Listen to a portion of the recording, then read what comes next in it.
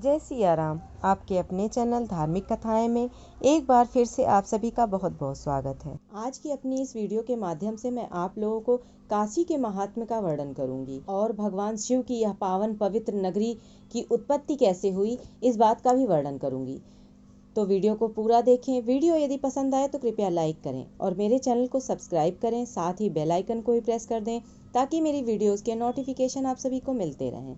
जो भूतल पर होने पर भी पृथ्वी से संबद्ध नहीं है, जो जगत की सीमाओं से बंधी होने पर भी सभी का बंधन काटने वाली अर्थात मोक्षदायिनी है, जो महात्रिलोक पावनी गंगा के तट पर सुशोभित तथा देवताओं से सुसेवित है, त्रिपुरारी भगवान विश्वनाथ की राजधानी यह काशी संपूर्ण जगत की रक्षा करने वाली है। सनातन धर्म के ग्रंथों के अध्ययन से काशी का लोकोत्तर स्वरूप विदित होता है। कहा जाता है कि यह पुरी भगवान शंकर के त्रिशूल पर बसी है, अतः प्रलय होने पर भी इसका नाश नहीं होता है। वरुणा और असी नामक दो नदियों के बीच 5 कोस में बसी होने के कारण इसे वाराणसी भी कहते हैं। काशी नाम का अर्थ भी यही है, जहाँ ब्रह्म प्रकाशित हो। भगवान शिव काशी को कभी नहीं छोड़ते। जहाँ देह त्यागने मात्र से प्राणी मुक्त हो जाए, वह अभिमुक्त क्षेत्र यही है। सनातन धर्मावलंबियों का दृढ़ विश्वास है कि काशी में देहावसान के समय भगवान शंकर मरणोन्मुख प्राणी को तारक मंत्र सुनाते हैं। इससे जीव को तत्व ज्ञान हो जाता है और उसके सामने अपना ब्रह्मा स्वरूप प्रकाशित हो जाता है। काशी बाबा विश्वनाथ की नगरी है। काशी के अधिपति भगवान विश्वनाथ कहते हैं, इदम मम प्रिय क्षेत्रम पंचक्रोशी परिमितम, अर्थात 5 कोस तक विस्तृत यह क्षेत्र काशी मुझे अत्यंत प्रिय है। काशी की महिमा का बखान विभिन्न धर्म ग्रंथों में भी हुआ है। काशी शब्द का अर्थ है प्रकाश देने वाली नगरी। जिस स्थान से ज्ञान का प्रकाश चारों ओर फैलता है उसे काशी कहते हैं।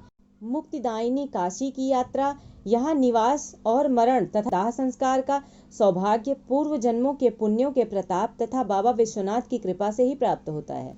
तभी तो काशी की स्तुति में कहा गया है, यत्र देह पत्न्यपि देहिनां मुक्तिरेव भवतीति निश्चितम् पूर्व पुण्य निचयेन लभ्यते विश्वनाथ नगरी गरीयसी। विश्व के सर्वाधिक प्राचीन ग्रंथ ऋग्वेद में काशी का उल्लेख मिलता है। पुराणों के अनुसार यह आद्य वैष्णव स्थान है। पहले यह भगवान विष्णु की पुरी थी, जहाँ श्रीहरि के आनंदाश्रु गिरे थे। वहाँ बिंदु सरोवर बन गया और प्रभु यहाँ बिंदु माधव के नाम से प्रतिष्ठित हुए।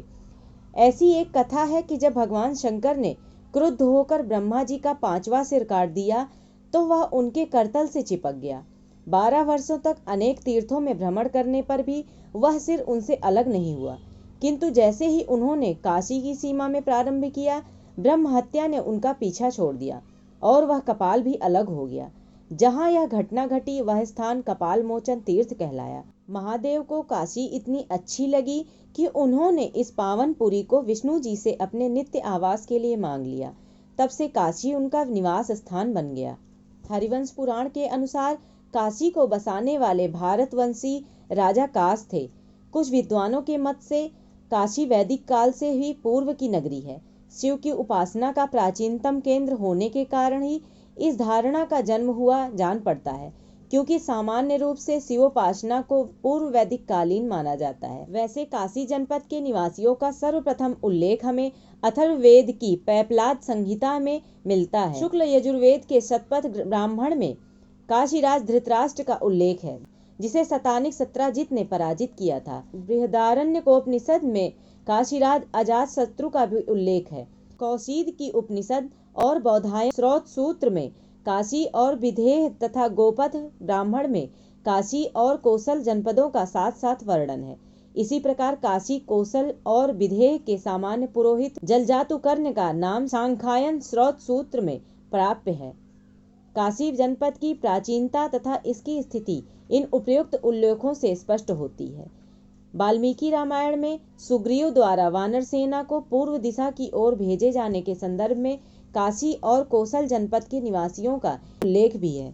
महाभारत में भी काशी जनपद के अनेक उल्लेख हैं और काशीराज की कन्याओं के भीष्म द्वारा अपहरण की कथा तो सर्वविदित है। महाभारत के युद्ध में काशीराज ने पांडवों का साथ दिया था।